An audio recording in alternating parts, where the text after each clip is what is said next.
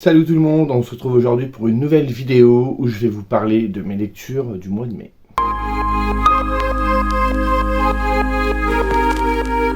Alors, un mois de mai au niveau des lectures qui a été assez chaotique. Il y a eu un abandon.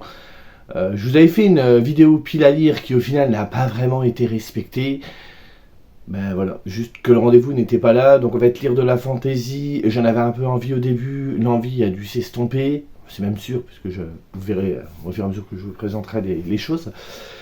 Et tant pis, au final j'ai lâché prise, je me suis pas pris le chou en m'entêtant, j'ai dit bah, ça va pas, on passe à autre chose.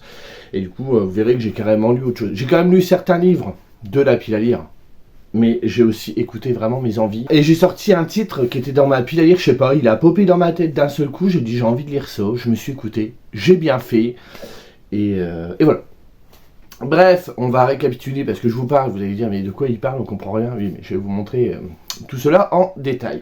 Tout d'abord, encore une fois, ce mois-ci, j'ai lu Harry Potter. Ici le tome 5, l'ordre du Phénix, le plus gros. Ça y est, il est lu, j'ai mis 9-10 jours à le lire, en ne lisant pas tous les jours, je crois. En plus, il y a un jour ou deux où je crois que je n'ai pas lu, il me semble, je ne sais plus. Bon, après... tout le monde l'a lu ou presque, je pense que je me répète à chaque fois, mais j'ai toujours peur en fait d'en parler et de rentrer un peu dans les détails et que quelqu'un tombe sur ma vidéo, n'ait jamais lu ou vu Harry Potter, il y en a certainement, hein, et que je spoil. Donc au pire, la personne qui est en train de me regarder et qui n'a jamais vu ou lu et qui veut tenter l'expérience devrait passer à la chronique d'après. Parce que je vais devoir spoiler certains trucs pour expliquer voilà, le pourquoi du comment. Donc tout d'abord, le plus gros de la série. Je vous disais que dans le 4e tome, pour moi, c'est la bascule. En fait, on passe du côté jeune et innocent à quelque chose de beaucoup plus dark. Et c'est le cas ici. Bon, alors, je l'ai lu avec Dorian et Petit Binôme en lecture commune. On est tous d'accord sur une chose. La première partie est plutôt longue. Et on sent vraiment une grosse longueur. Alors attention, une grosse longueur, certes. Moi, ça ne m'a pas ennuyé une seule seconde. Elle pouvait encore en parler pendant 300 pages. On suit juste le quotidien de Ron, Harry et Hermione. Et moi, je suis super bien avec eux. On a l'impression d'être avec eux à Poudlard. Donc moi, ça ne me gêne absolument pas. Mais c'est vrai qu'après, je pense avec le recul que ce livre-là qui fait 1000 pages, 1030 pages à peu près, ça ne les justifie pas. Elle aurait pu faire beaucoup plus court. C'est vrai que le début, la première partie, se passe pas grand-chose. Alors au début, on a le contexte. Après, le retour de Voldemort. On sent qu'il y a vraiment une consonance, moi je trouve, Seconde Guerre mondiale avec le mal, avec un club de résistance. Enfin, il y a vraiment ce côté-là qui, bon, je pense que je suis pas le seul à avoir ressenti. Il faut pas avoir bac plus 3 pour avoir cette impression-là.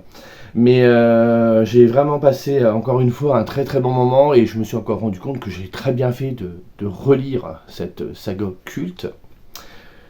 À la fin, on aborde la thématique du deuil à travers Harry, et j'ai beaucoup aimé la façon dont l'autrice aborde ce sujet-là. Je trouve que c'est très bien raconté, très bien décrit, je trouve que c'est assez juste. Et au début du roman aussi, on voit Harry un peu moins fade et un peu moins lisse que dans les tomes précédents. Enfin, moi je trouve que c'est pas, comme beaucoup, c'est pas mon personnage préféré, hein. Harry Potter, voilà, il est gentil et tout, mais c'est pas un personnage auquel je m'identifie beaucoup. Et au début de ce tome-là, il est vraiment en colère. Et on ressent toute cette colère qu'il a et qu'il a du mal à, il a du mal à en sortir. Hein. Et du coup, ça lui a donné un peu plus d'épaisseur et c'était plutôt sympa. Bon, comme d'habitude, Ron est drôle, comme ses frères, hein, les jumeaux, franchement, sont toujours hyper drôles. Sa sœur Ginny, je trouve qu'on la voit pas tant que ça, mais le peu qu'on la voit, on sent qu'elle a changé, qu'elle a mûri. Je trouve de toute façon que dans Harry Potter, les portraits de femmes sont toujours très bien. Hermione, elle est là-haut. Et ce qui est bizarre, c'est quand j'essaie de me remémorer ma première lecture, donc il y a très longtemps, j'aurais pas su exactement vous dire quel personnage m'aurait marqué. Et quand je le relis aujourd'hui, le personnage d'Hermione est un personnage qui me marque beaucoup plus, vers lequel je m'attarde beaucoup plus aussi à la lecture, et je me dis, mais elle est vraiment cool cette meuf. Et je trouve que si dans le premier tome, dans les premiers tomes, elle est un petit peu agaçante parce qu'elle est assez première de la classe, elle veut tout faire et tout. On sent quand même que c'est quelqu'un qui est très responsable, très réfléchi, qui se laisse pas marcher dessus. Et du coup, comparé aux deux gars, heureusement qu'elle est là, quoi, parce que c'est un peu elle qui tient la barque par moment, parce que eux, sinon, si elle n'était pas là, c'est un peu leur maman quelque part, c'est un peu ça, quoi. Et du coup, j'adore ce personnage. J'ai beaucoup aussi été touché par le personnage de Molly. de Molly Weasley. Il se passe un certain truc à un moment qui m'a beaucoup touché. Je dis pas tout, bien évidemment, je peux pas tout vous dire si vous voulez le relire bientôt. Mais ouais, ça reste... Puis bien évidemment, l'antagoniste principal de ce tome, Dolores Ombrage. J'avais envie de rentrer dans le livre, mais de lui faire du mal. Vous pouvez pas imaginer à quel point je trouve que là-dessus c'est pareil. Elle a vraiment su jouer parce que c'est subtil. Elle est pas forcément dans trop de démonstrations. On sent que le personnage est assez vicieux et tout. Et je trouve que c'est super bien rendu. La fin, je me rappelais plus trop. Parce qu'il faut savoir, je crois que c'est à partir du film 5. J'ai tout vu les Harry Potter au cinéma à partir du 3. Le 1 et le 2, je l'ai vu à la télé. À partir du 3, je les ai tous vus au cinéma. Je crois que Le Prisonnier d'Azkaban, je l'ai vu plusieurs fois. L'École des sorciers et La Chambre des secrets, je les ai vus plusieurs fois. La Coupe de feu, je suis pas sûr. Je crois que je l'ai vu 2 fois. Parce que quand j'avais été le voir au cinéma, je me souviens, à cause d'une copine, on était arrivé en retard. Donc on avait raté le début du film. Mais le 5, le 6 et les 2 parties du 7, je ne les ai vus qu'une fois. Donc en fait, mes souvenirs sont assez légers. Bien évidemment, il y a certains événements. Donc là, sur la fin, il y a un gros événement qui forcément, j'ai pas pu l'oublier. Moi, il m'avait fait pleurer la première fois. Mais à côté de ça, il y a plein de trucs que j'avais oubliés. Et je suis vraiment content d'avoir en quelque sorte un peu le plaisir de redécouvrir certaines choses. Et ça, c'était vraiment plaisant. Donc voilà, le plus gros est lu. Il en reste que 2. Honnêtement, j'appréhende beaucoup parce que après il n'y en aura plus. Et je pensais pas autant retrouver du plaisir à relire cette saga parce que, encore une fois, je vais me répéter. Mais il y a énormément de monde qui a été attrapé non pas seulement par la série de livres, mais aussi par les films et par la licence. Il y en a encore aujourd'hui qui collectionnent beaucoup de choses et tout, qui entretiennent cette passion de Harry Potter. Moi, j'ai lu les livres, j'ai vu les films, et ça s'arrête là, en fait. Je pense pas que j'ai pas une figurine chez moi, une pop ou quoi d'Harry Potter, j'en ai pas. Si, j'en ai une, parce qu'on m'en a offert une à Noël, mais c'est pas moi qui ai été l'acheter, donc j'ai juste cette figurine-là. J'ai juste le livre que vous avez vu, je pense, en book haul. Attendez, je vais vous le montrer, il est là. C'est celui-ci. Donc franchement qui m'a l'air intéressant. Alors je pense qu'on s'attarde beaucoup plus sur le format d'origine, donc c'est-à-dire les romans. Oui c'est ça, en analysant principalement les romans originels. Voilà, les auteurs ils en décortiquent les rouages, les thèmes et les symboles tout en rendant hommage à la fantaisie de cet univers singulier à travers une structure et des choix de mise en page récréatifs.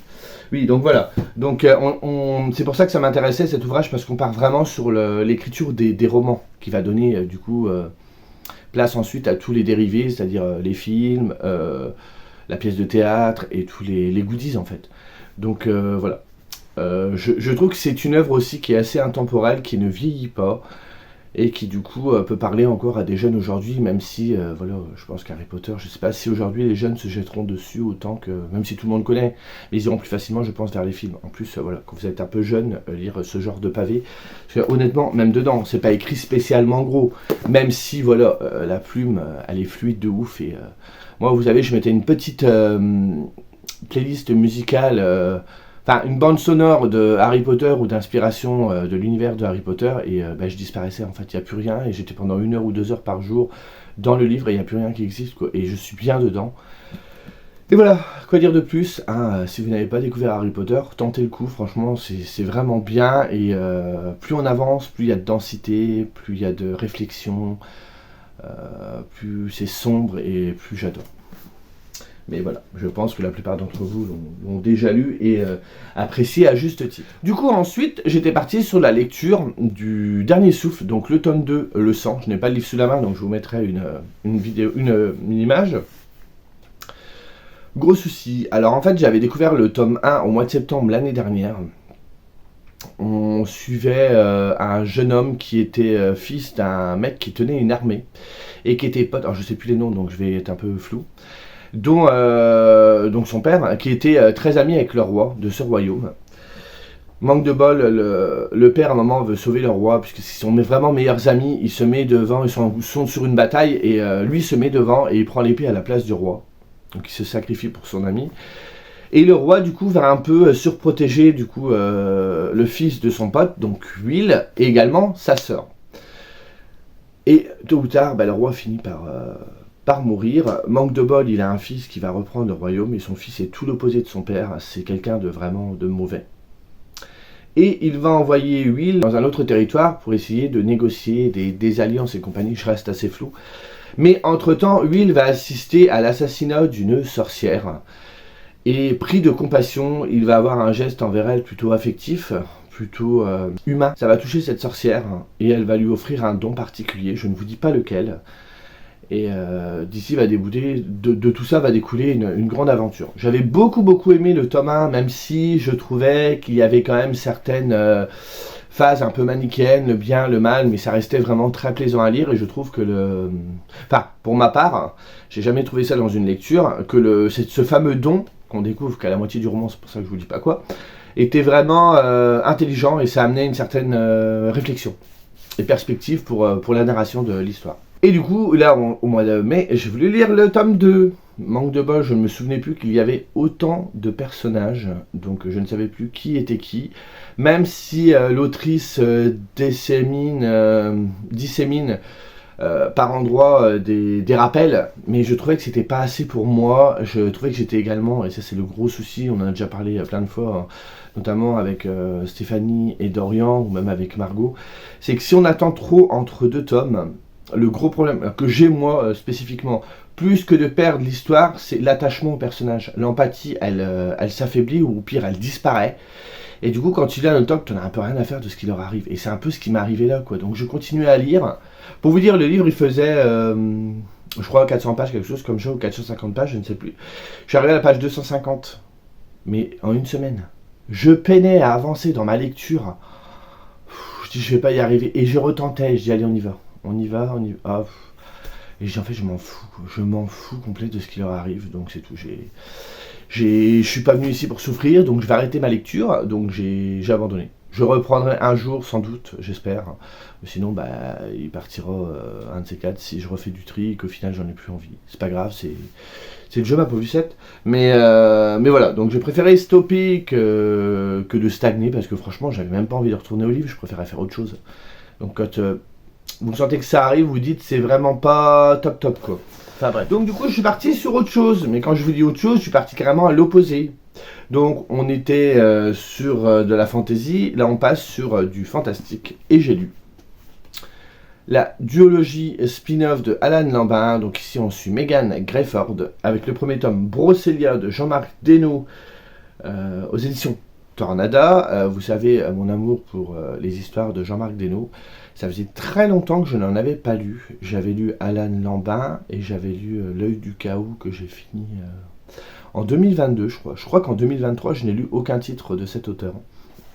Et là on en avait parlé avec Petit Binôme, elle était venue à la maison, on avait discuté tout ça. Et elle me dit ah tu verras c'est trop bien, je comprends pas que tu l'aies pas lu. En plus j'avoue que j'étais un petit peu vexé parce que madame avait déjà lu les 2 tomes. Donc elle était en avance sur moi alors que c'est moi le vrai fan. Donc non, il fallait que je la remette à sa place. Donc du coup je l'ai lu, elle m'a dit libre silence, tu verras, franchement il fait flipper. Alors pour que elle me dise il fait flipper, faut se lever de bonne heure parce que elle a peur de rien, enfin elle peut regarder comme je vous ai déjà dit à la fois, elle peut regarder des vidéos de fantômes à 3h du matin, ça lui fait rien. Moi je la regarde à 10h, je dors pas de la nuit, j'ai les yeux comme ça dans le lit, hein, donc c'est pas la peine. Donc du coup j'ai découvert cette duologie, donc on est toujours dans le même univers qu'Alan Lambin. Megan Greyford apparaît dans la série précédente de façon secondaire, même tertiaire on va dire, et là il a décidé de lui consacrer le devant de la scène. Dans ce premier tome, on suit Megan qui travaille dans un journal, donc elle écrit des articles paranormaux, et elle va s'intéresser à une série... attendez, que je dise pas de bêtises. Non, oui voilà, elle s'intéresse, donc elle écrit des articles paranormaux en s'intéressant à l'urbex en fait. Elle visite des lieux abandonnés, et notamment un lieu... c'est une maison qui se trouve dans la forêt de Brocéliande. Elle y est allée quelques mois avant, il y est arrivé quelque chose, elle a vraiment pris peur, elle n'est jamais retournée. Donc là, ça l'intrigue, elle décide d'y retourner. Alors j'ai plus les souvenirs en tête, mais tant mieux, comme ça moi je vous spoile pas. Et tout ne va pas se passer comme prévu. Donc du coup, il y aura tout un côté paranormal et tout un côté enquête, donc un peu thriller.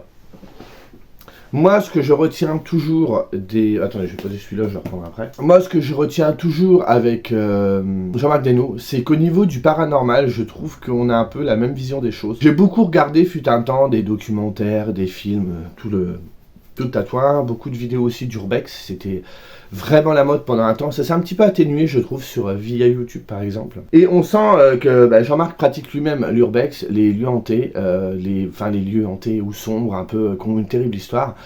Et ça se ressent. Les réflexions qu'il peut avoir, notamment vis-à-vis du paranormal, ou les connaissances qu'il peut y avoir, vous savez, par exemple, quand on veut savoir si une présence fantomatique est là dans les urbex, on prend un K2.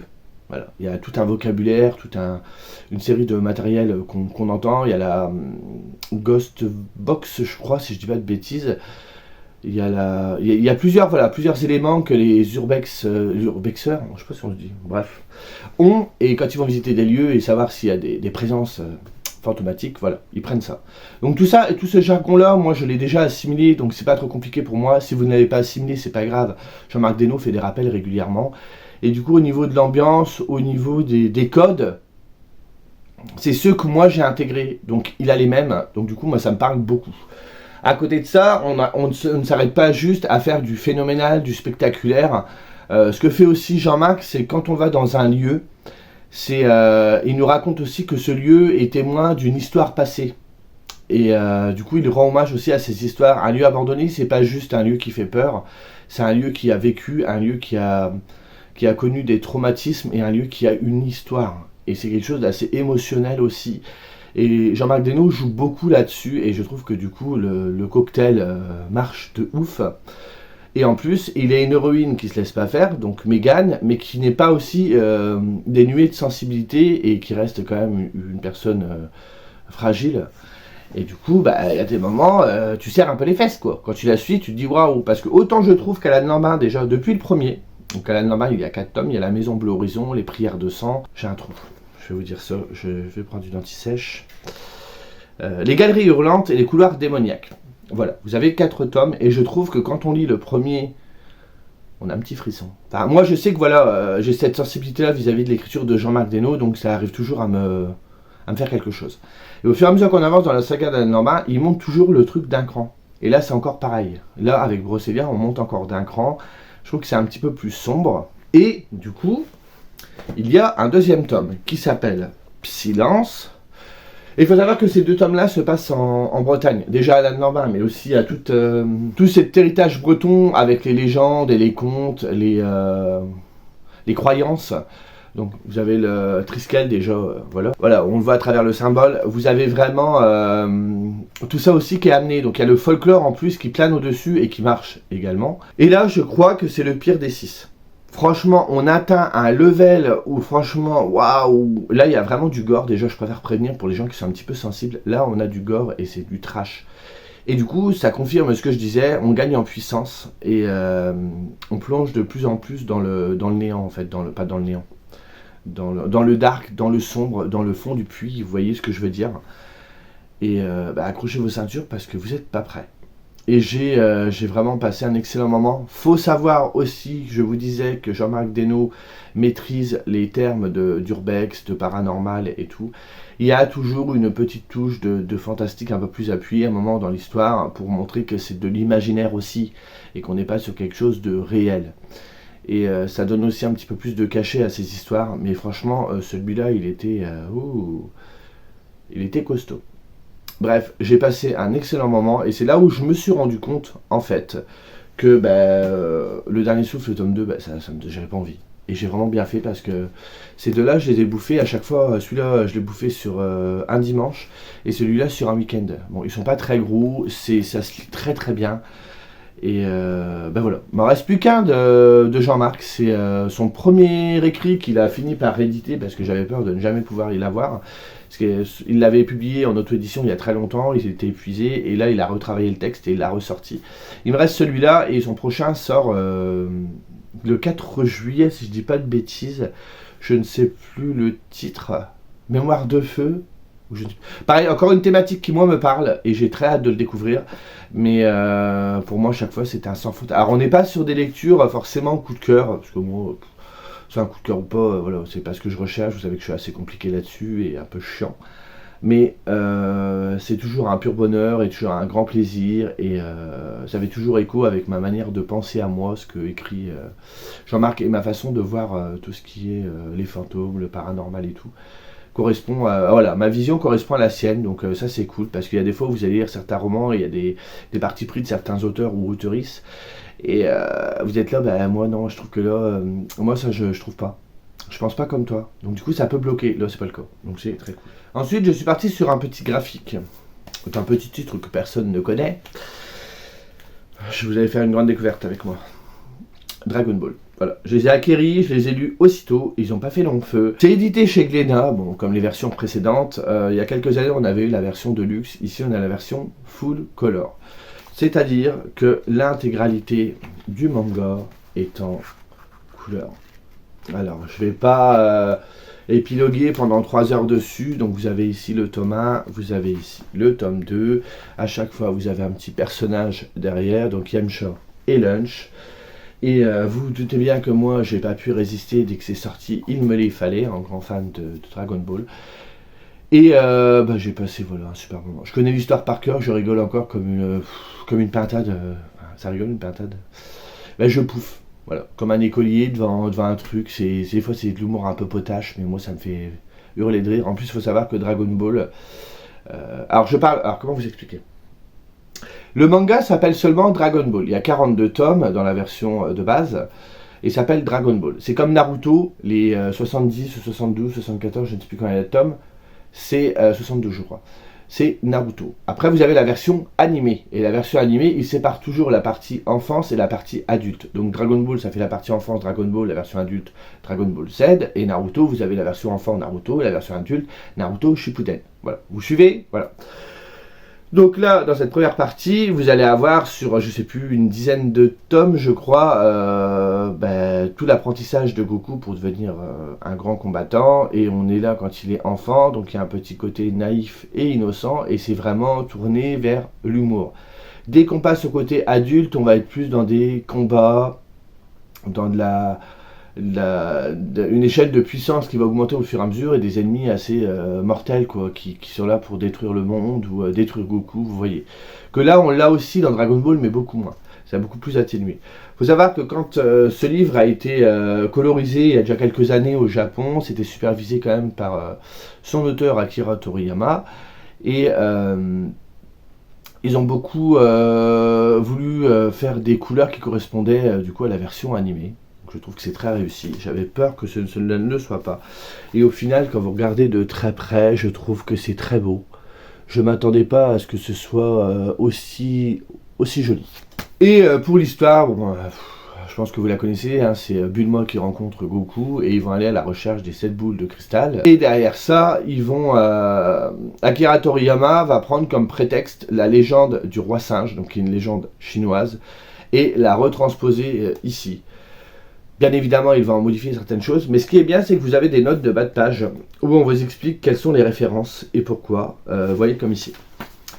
Là, hop, il fait une référence sur un truc, bing. Donc pas forcément que sur ça, mais il explique tout et je trouvais que c'était super intéressant parce que la légende du roi singe, c'est quelque chose d'assez inscrit dans la culture chinoise et que tout le monde connaît. Alors je ne sais pas le rapport par rapport au Japon, mais chez nous, c'est quelque chose qu'on connaît pas trop. J'avais lu Seiyuken, je ne sais plus le titre, un manga qui parlait de la légende du roi singe. Bon, les dessins étaient sublimes, l'histoire était trop brouillonne, j'avais rien compris. Mais bref, j'aimerais bien un jour trouver un livre accessible où on nous parle de cette légende un peu plus en détail, même si j'en connais les balbutiements, dirons-nous. Donc j'ai passé avec ce titre un excellent moment. J'ai hâte de continuer ma collection et du coup, on sait très bien, voilà, aujourd'hui que malheureusement Toriyama Sensei est parti.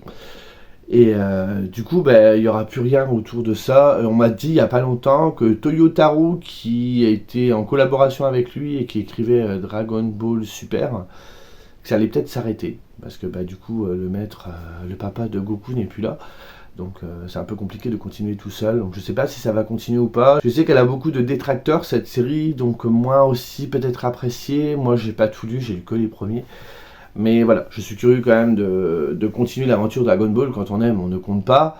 Mais voilà, on peut pas surpasser l'œuvre originale. Elle aurait inspiré énormément d'auteurs de mangaka, notamment celui qui a écrit Naruto, donc Kishimoto. Il y a aussi Oda qui a écrit One Piece. Kubo aussi qui a écrit Bleach. Voilà. Dragon Ball a donné naissance à plein de petits héritiers, et c'est très cool. Donc ça reste une œuvre qui est majeure et que je relirai avec plaisir. Ensuite, petite révélation de ma part, je crois que j'en ai jamais parlé sur la chaîne parce que j'en avais pas vraiment l'envie ni l'occasion. Je suis quelqu'un dans la vie qui n'est pas... je pense pas être quelqu'un d'être un fan ardu sur certains artistes, alors que ce soit musicaux, que ce soit des acteurs, donc que ce soit dans l'art dramatique ou quoi, ou même dans la lecture. J'apprécie certains auteurs, j'apprécie certains acteurs et actrices, auteurs et autrices, chanteurs et chanteuses, sans pour autant leur vouer un culte immense et me dire ils peuvent sortir n'importe quelle chanson, je serai à fond dedans. Bah non, en fait... il y a des trucs que j'aimerais peut-être pas dans ce qu'ils font et j'arriverai à avoir un certain recul, mais je sais que j'aurai pas ce fanatisme que peuvent avoir certains. Et après, quand j'aime un artiste, c'est pas juste ses chansons, j'aime bien aussi découvrir l'univers de l'artiste, comment il est devenu ce qu'il est devenu. C'est pour ça que je vous dis, j'aime beaucoup les biographies. Et il y a une artiste que je n'aurais peut-être pas dû de base connaître, je dirais pas jusqu'à connaître, mais... être aussi fan, alors j'aime pas le terme fan, admiratif, voilà. Parce que c'est pas mon époque du tout. Moi j'avais 5 ans quand elle est décédée. Et du coup c'est plus de la génération de mes parents. Et jusqu'au jour où il y a ma tante qui écoutait ça, j'ai écouté, j'ai beaucoup apprécié, même si c'est de la chanson rétro. Mais ça reste une artiste qui aujourd'hui fait partie du patrimoine français, qui reste une icône. Et que j'ai toujours beaucoup aimé pour ses chansons, mais aussi pour ce qu'elle était, pour l'histoire qu'elle a vécue, pour les idées qu'elle a pu véhiculer, ses prises de position également. Ouais, une artiste complète, elle n'était pas seulement chanteuse, moi je trouve que c'était vraiment une interprète, elle a également été actrice, enfin c'est quelqu'un qui me touche beaucoup. Que je regrette, du coup je regretterai toute ma vie de ne pas l'avoir performé, en fait, je le verrai jamais. C'est Dalida, voilà. Et moi j'ai lu énormément de biographies sur elle, je trouve qu'elle a une vie assez riche mais assez dramatique. C'est une personne qui me touche beaucoup, pas seulement je vous dis par rapport à ses chansons, même si elle était précurseuse d'énormément de choses. Dans ses chansons des années 70, elle parlait déjà d'homosexualité alors que c'était extrêmement tabou. Elle a fréquenté des hommes beaucoup plus jeunes qu'elle, et à l'époque c'était beaucoup moins vu aussi, une femme plus vieille avec un homme plus jeune. C'est une femme qui était d'une modernité folle, qui a vécu des drames. Si vous connaissez pas sa vie, bon, il existe des films, notamment celui de Lisa Azuelos qui est sorti il y a quelques années. Et du coup il y a aussi cette BD qui retrace sa vie, qui s'appelle Phase B, qui a été écrite et dessinée par Véronique Grisot et Céline Terolaz. C'est publié chez Marabule. Je pensais pas... donc ça doit être chez Marabout, dans la collection Marabule, je pense, non? Parce que je vous dis Marabule, mais... je pensais pas, j'ai eu un peu de réticence, je l'ai acheté parce que voilà, j'ai quand même pas mal de choses. Alors, j'achète pas tout sur elle non plus, hein, mais quand je tombe sur un truc, je le prends.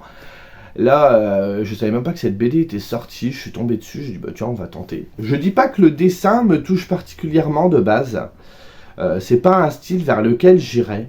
Alors attendez, je vais essayer de vous montrer une planche, voilà, c'est pas un style qui me parle forcément. Donc j'y suis allé avec beaucoup de réticence, et au final, je trouve que ça marche. Voilà, c'est ce que je vous avais déjà dit.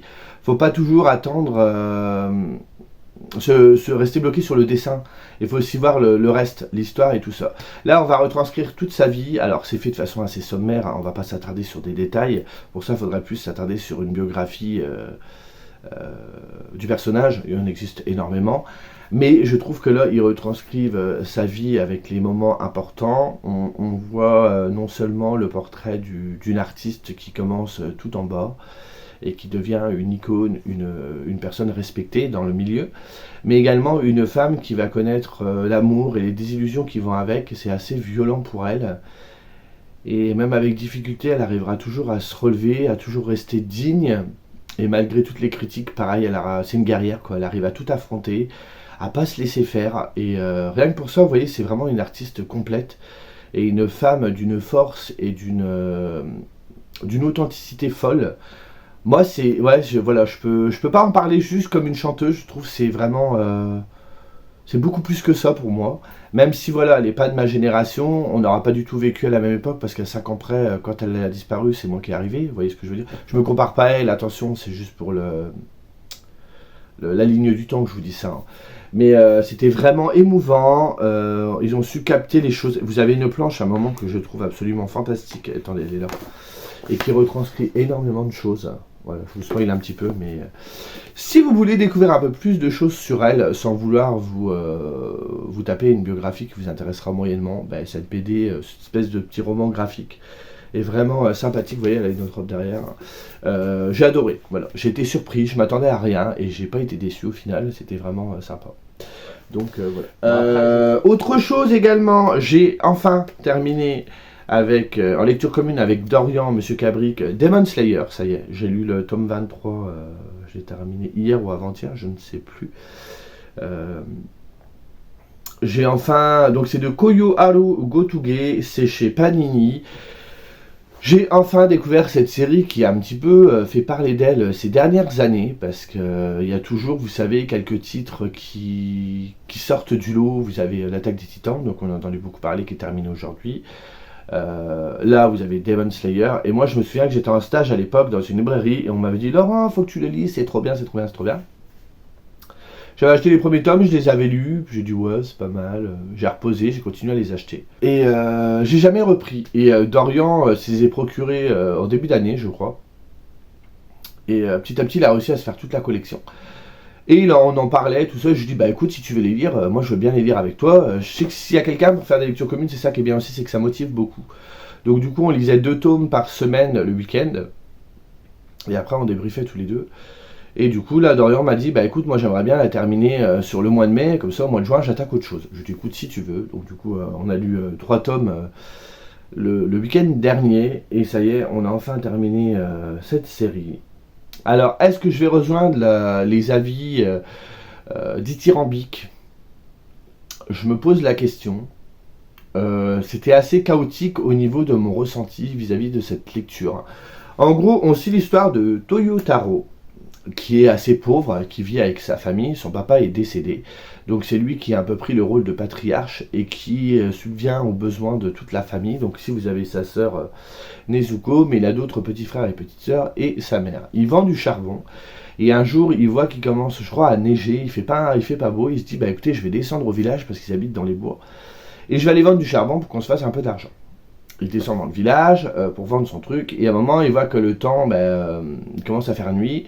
Les habitants lui disent tu vas pas remonter maintenant, reste avec nous, tu remonteras demain matin. Donc il accepte gentiment de rester avec eux. Le lendemain matin il remonte, et là c'est l'effroi quand il arrive devant sa maison.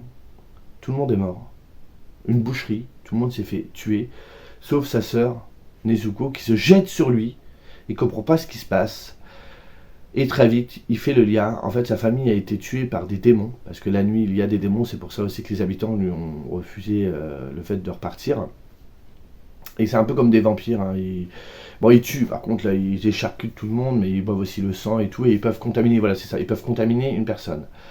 Toute sa famille est décimée, sauf Nezuko qui est transformé en démon. Et Toyotaro n'a plus, du coup, qu'une envie, c'est de devenir un pourfendeur de démons, pour sauver sa sœur.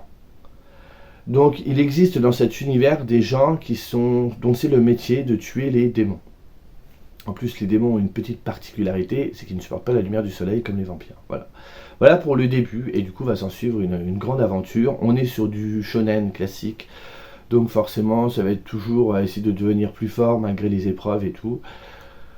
Concernant la lecture, les premiers tomes, je les trouvais assez classiques, j'ai pas trouvé ça non plus extraordinaire, c'était sympa, mais ouais, bof. Dorian avait un peu le même avis que moi, on n'était pas non plus transporté de fou. Et Dorian, en fait, avait des échos d'amis à lui qui avaient vu l'animé. Donc l'animé n'est pas terminé, il est en cours, je crois qu'on est à plus de la moitié, ou à la moitié, je ne sais plus. Et il lui disait, persévère, n'abandonne pas, tu verras, après ça devient vraiment génial. Donc on a continué à poursuivre, et au bout d'un moment, ça commence à prendre. L'univers commence à s'élargir, on commence à mieux comprendre les enjeux. L'autrice, même si le dessin n'est pas toujours top, parce qu'il y a des fois, elle dessinait les yeux et tout, c'était pas ça. Mais elle arrive à respecter les codes du shonen sans forcément tout copier, et répandre son œuvre de clichés. Il y a des moments où elle arrive quand même à sortir de ça. Et à nous surprendre. Il y a plusieurs fois où on se disait avec Dorian, ah, tu t'y attendais à ce truc-là, franchement, elle a bien géré et tout. Franchement, elle a changé, on s'attend à ça parce qu'on en a lu pas mal, lui comme moi, on a lu pas mal de shonen, donc on sait, il y a des trucs qu'on va se dire, ouais, bah, c'était sûr que c'était ça. Et là, non, elle arrive à prendre les choses à revers, et tu dis, ah ouais, c'est culotté. Après, ça a quand même été en dents de scie, parce que moi, il y avait des tomes où ça marchait pas trop, notamment entre deux arcs. Alors, vous avez un arc, ça correspond un petit peu, on va dire, à une saison dans une série télé, et entre deux, ben, il y a souvent des phases d'entraînement. Et il y a des moments où les phases d'entraînement, parce que la série ne fait que 23 tomes, et pour une série de shonen, entre nous, c'est vraiment très peu. Hein. Parce que sinon, des shonen, rien que Dragon Ball fait 42 tomes. Naruto en fait 72, ou 70, 74, bref, je ne sais plus. Bleach en fait 72, bref, ils ont à peu près le même nombre. One Piece a dépassé les 100 volumes. Vous voyez, donc là, vous dites, mais comment elle va réussir à écrire toute son œuvre en si peu de volume? Et du coup, il y a des moments, je trouvais que c'était un peu trop rapide. On nous présentait des personnages, alors souvent on nous met des flashbacks pour nous faire découvrir comment ils sont devenus ce qu'ils sont. Il y a des fois ça marchait très bien, et il y a des fois ça marchait pas du tout. Enfin, moi j'ai trouvé que c'était... on s'en fout. Et du coup, il y a des personnages qu'on va voir qui sont peut-être mal amenés, je trouve, de mon point de vue, mal présentés. Du coup, on n'arrive pas à s'attacher à eux. Et du coup, quand il arrive des misères, bah, on s'en fout. Et il y en a d'autres avec qui ça matchait plus. Il y a un parallèle qui est fait aussi parce que dans l'histoire, comment je peux pas trop vous dire, il y a les bons et les méchants, diront, parce que ça reste quand même assez manichéen. Il y a les bons et les méchants, et au final, entre les bons et les méchants, il y a quand même un point commun qu'elle arrive à nous montrer. Et en fait, on peut devenir ce qu'on est en choisissant le bon ou le mauvais chemin. Et j'ai beaucoup aimé cette idée-là qu'elle essaye de creuser tout au long de son récit. Et aussi le fait que face à l'adversité, il y en a qui vont succomber très vite et aller vers la facilité, donc forcément plutôt faire le mal.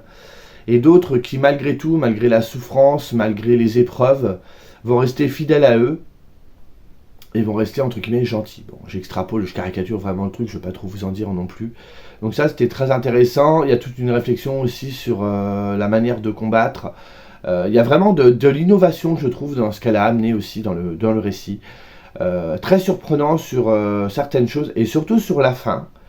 Je trouve qu'elle a amené quelque chose, et Dorian était d'accord avec moi, où elle va pas du tout dans la facilité. Alors le dernier tome, je m'y attendais pas, parce que comme je vous dis, ma lecture a été assez chaotique, il y a des trucs que j'aimais, d'autres que j'aimais beaucoup moins.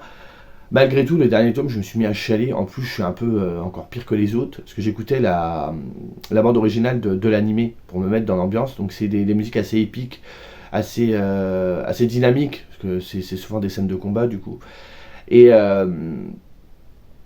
il y avait aussi une playlist sur YouTube avec des musiques tristes. Bon, alors moi j'ai chialé Joe, mais ça. Le mec qui est pas net. Et du coup, c'était encore plus triste. Mais j'ai beaucoup aimé la fin. J'ai un petit bémol sur un petit truc, mais bon, c'est pas grave. Je pense que ça faisait très, comme dirait Dorian, très fan service.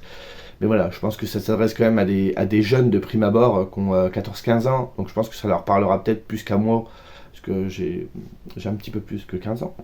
Mais voilà, c'était très bien. Ça se passe pas à notre époque, ça se passe à une époque un petit peu reculée. Alors je ne sais plus si c'est en 1600 ou... puis là, je pense que ce n'est pas écrit. Donc je ne sais plus.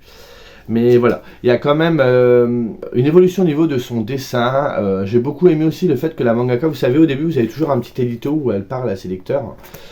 Et elle a toujours remercié ses lecteurs d'être là. Et elle n'oublie jamais que si sa série a eu du succès, c'est grâce aussi les gens qui la suivent et qui la lisent. Et je trouvais que c'était assez humble de sa part de faire ça, parce qu'il y en a qui s'en fichent complètement.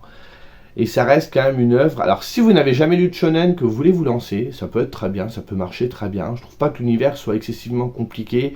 Alors oui, au niveau des attaques, il va y avoir des noms d'attaques un peu spéciales, mais ça va. Franchement, ça va. L'univers, il est un petit peu... Je crois qu'on est un peu dans le temps, dans l'époque des samouraïs et tout ça, je crois.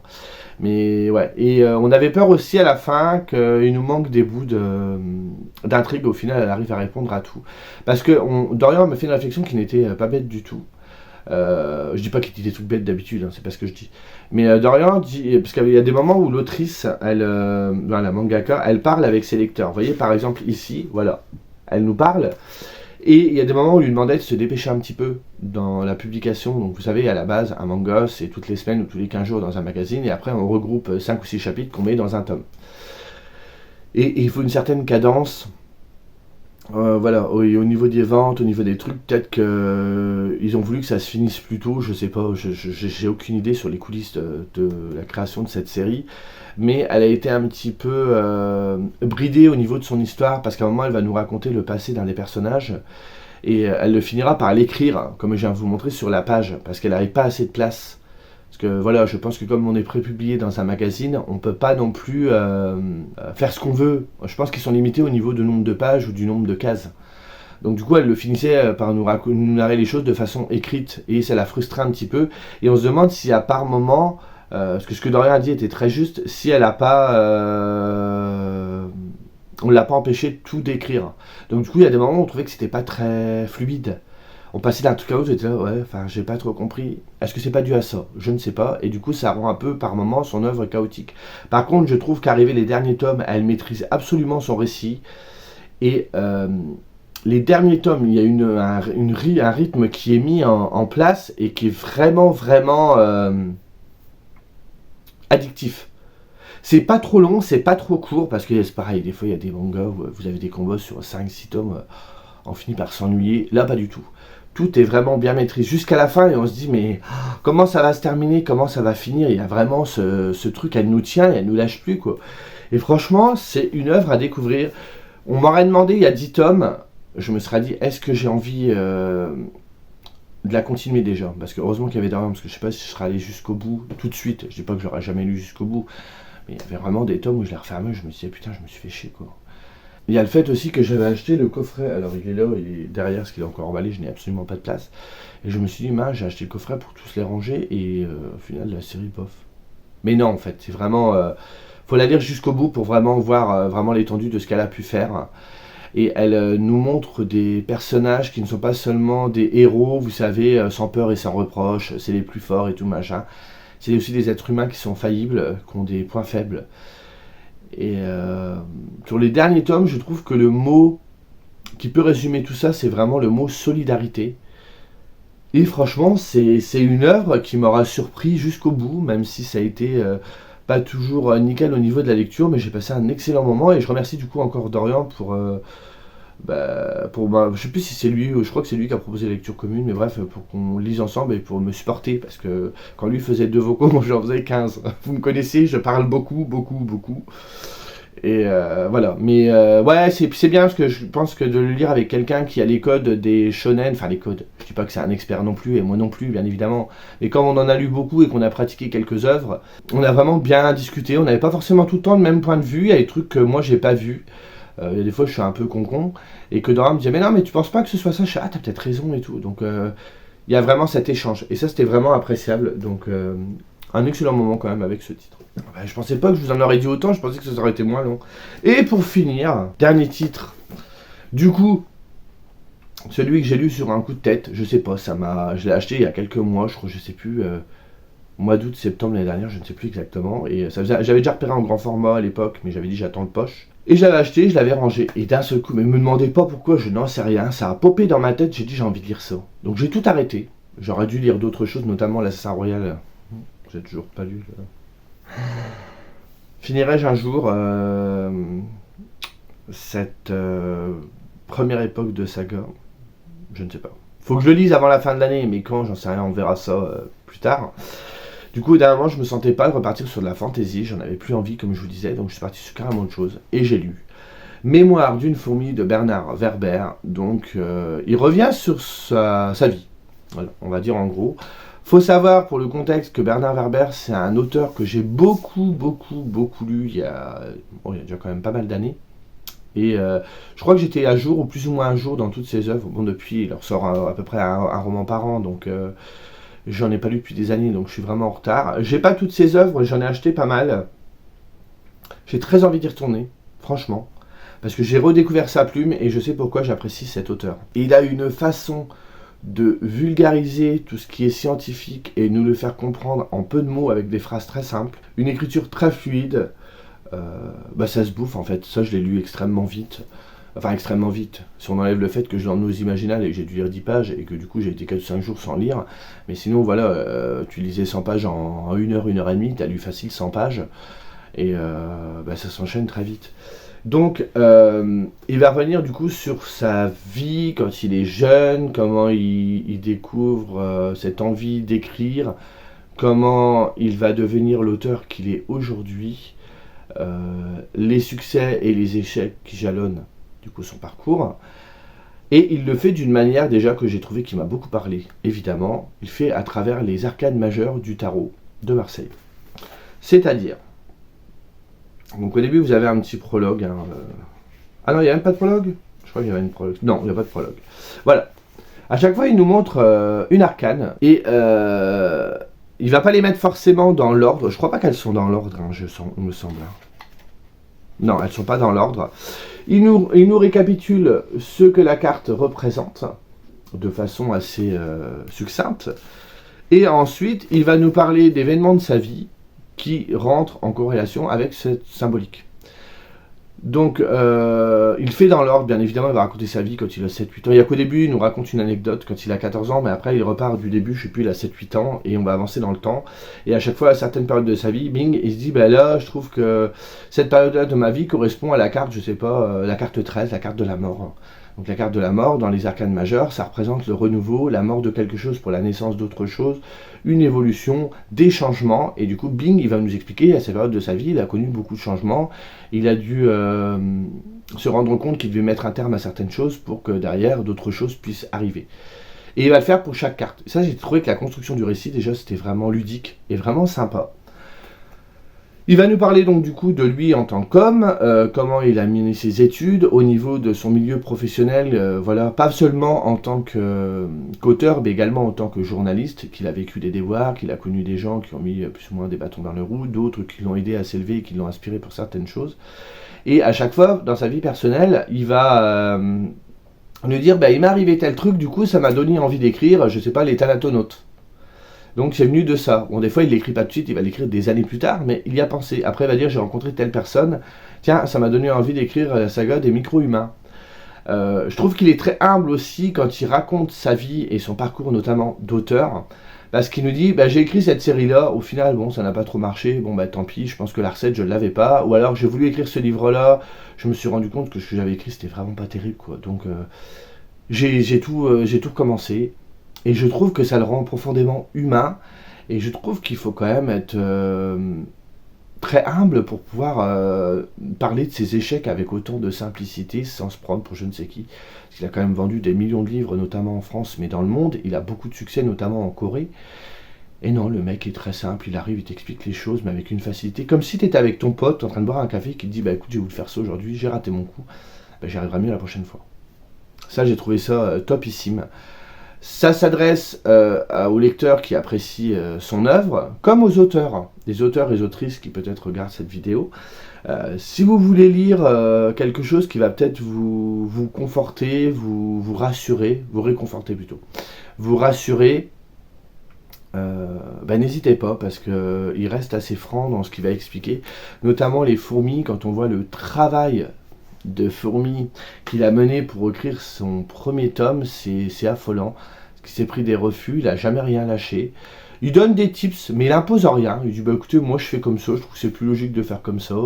Il explique aussi un petit peu les auteurs phares qui l'ont beaucoup inspiré pour écrire ses propres histoires.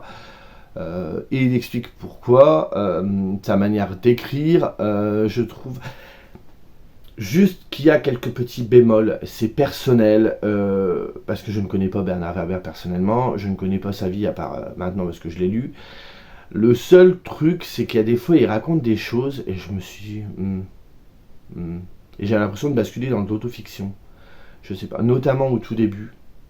Je vais vous faire un mini spoil, c'est vraiment rien. Il nous explique qu'il va en colonie de vacances, donc je sais plus, il a une dizaine d'années, et il rencontre un mec qui fait de la méditation. Donc le gamin déjà à 14-15 ans. Je me dis ouais déjà, on est dans les années... il est né en quelle année lui, Bernard Werber on ne dit pas quand est-ce qu'il est né le monsieur. Donc il avait une dizaine d'années dans les années 70, et il nous explique du coup qu'il rentre lors de sa colonie de vacances, il rencontre un autre gars de son âge, et que celui-ci fait de la méditation. Peut-être. Alors peut-être c'est lié à sa culture. Bref. Donc déjà je trouvais ça bizarre parce que la méditation on en parle beaucoup plus aujourd'hui que dans les années 70. Mais c'est un détail.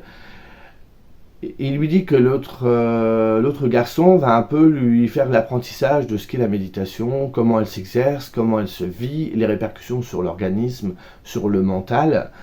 Et les colonies de vacances, c'est pas éternel, ça dure 1-2 mois. Et là, j'ai l'impression qu'en 2 mois, Bernard Werber, il faisait des trucs waouh, ouf quoi. Je me dis en 2 mois, avec la méditation, enfin c'est chaud. Moi j'ai tenté, attention, je suis pas un expert du tout, j'ai tenté de faire de la méditation, il faut commencer tout petit.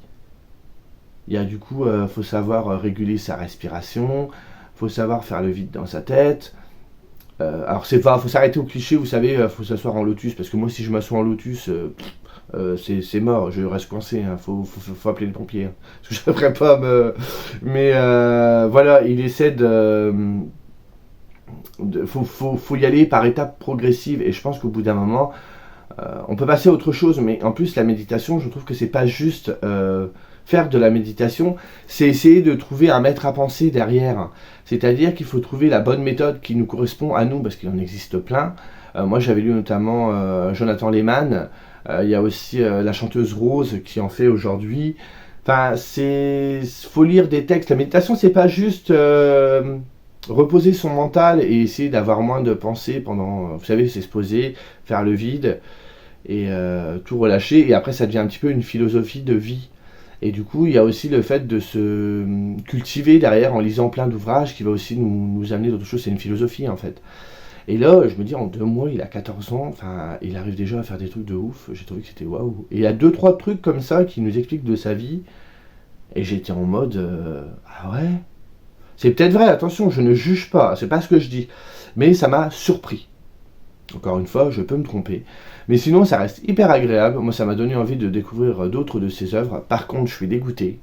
À un moment, il nous parle d'un de ses récits et il nous explique par rapport à un moment T de sa vie. Il a été inspiré pour écrire tel livre. Et là, il commence à nous raconter le livre. Et moi, je lis, je fais, bah merci Bernard, tu m'as spoilé tout le bouquin. Il m'a expliqué la fin. Enfin, il m'a expliqué. Il l'a expliqué la fin, il l'a pas expliqué spécialement pour moi, mais... Et là, j'étais, bah merci, le livre est dans ma palle, bah j'ai plus trop envie de le sortir, quoi. Donc, j'ai essayé d'oublier, mais plus je me dis qu'il faut que j'oublie ce qu'il m'a dit sur la fin, plus elle reste dans ma tête. C'est le serpent qui se mord la queue. Ah, Bernard. Voilà, c'est pas possible entre nous. Bref, c'est pas grave, j'ai passé un excellent moment. Faut pas envisager, je trouve, pour ceux qui veulent lire Bernard Werber, qui ne l'ont jamais lu, de mon point de vue, faut pas l'envisager comme si on va se cultiver sur quelque chose et y aller en mode c'est une lecture très sérieuse. Non, il va vulgariser énormément de choses. Il a aussi beaucoup de folie. Et moi j'aime bien les gens qui débordent quand ils colorient, qui restent pas dans les cases. Et il a cette folie-là et il amène son truc avec humilité. Et en général, moi ça match. J'avais lu des livres, dont notamment la suite des Thanatonautes, qui est l'Empire des Anges, que j'avais adoré. C'est le premier récit que j'ai découvert de lui. J'ai surkiffé. J'ai la trilogie des fourmis que j'ai acheté il y a très très très longtemps. J'avais lu que le tome 1, que j'avais trouvé extraordinaire. J'ai toujours peur d'y retourner parce que j'ai peur que moi en tant que lecteur j'ai beaucoup changé, ça ne me parle plus. Mais là ça me conforte dans le fait que non, j'aime bien. Faut pas y aller non plus en mode il va me donner des leçons. Non, vous apprenez des petits trucs, c'est plutôt sympa. Vous dites ah ouais, c'est cool. Et il n'est pas là pour vous faire de leçons non plus. C'est quelqu'un qui reste très humble. Et moi j'ai beaucoup aimé tout ça chez lui. Donc voilà pour ces lectures du mois de mai. Alors c'est pas des lectures non plus, j'en ai pas fait tant que ça par rapport à d'autres mois, mais je me rends compte quand vous parlez en fait j'ai pas trop eu. J'avais l'impression avant de commencer cette vidéo d'avoir fait des lectures pas top, à part l'abandon bien évidemment. Et au final non, j'ai passé un super moment avec ces livres. Ouais, c'est vrai, avec leur cul, je me dis que c'était plutôt sympathique. J'espère que de votre côté, le mois de mai a été riche en bonnes lectures, même si vous en avez fait peu, c'est pas la quantité qui compte, c'est la qualité. Que vous avez vraiment découvert de bonnes histoires. Si vous avez eu des coups de cœur ou de très bonnes lectures, n'hésitez pas à partager ça avec moi en commentaire, si vous en avez envie. Ce sera avec plaisir, bien évidemment, et j'irai découvrir tout ça, comme à chaque fois. Faudrait un jour que j'essaie de... Ah, faudrait que je mette ça en place. Vous savez, essayer de prendre un papier et quand vous me conseillez des livres, les marquer. Et une fois que j'aurai suffisamment de titres, marquer vos pseudos, bien évidemment, hein, et d'en faire une vidéo. Ça pourrait être cool, je trouve. Les recommandations des abonnés. Je trouve que ça peut être sympa. Dites-moi ce que vous en pensez. Ça peut être une vidéo qui peut avoir peut-être pas tout de suite, mais dans quelques temps, que je pourrais faire. Bon, j'ai balancé ça, je sais pas si ça a déjà été fait. va peut-être me piquer l'idée, c'est pas grave, je m'en fous. Mais voilà, sur ce, je vous remercie de me suivre parce que je vois qu'il y a encore de nouvelles personnes qui arrivent. Je vous remercie aussi beaucoup pour tous les commentaires que vous me laissez, c'est toujours un plaisir de vous lire. J'essaie de vous répondre toujours assez vite. Et j'adore échanger avec vous, c'est vraiment le but premier de cette chaîne. Et vraiment, merci à vous de faire l'effort, enfin l'effort. Ceux qui n'écrivent pas de commentaires, c'est parce qu'ils sont timides, je vais pas leur reprocher. Moi-même, je regarde des vidéos, c'est rare que je lâche des commentaires. Mais de prendre sur votre temps, prendre toujours 5-10 minutes pour venir me parler. Il y a des gens en plus qui reviennent assez régulièrement et je trouve ça vraiment gentil de votre part. Et c'est vraiment ce qui me donne envie de continuer en fait. Donc c'est cool. Voilà, sur ce, je vous laisse et je vous dis à la prochaine. Salut.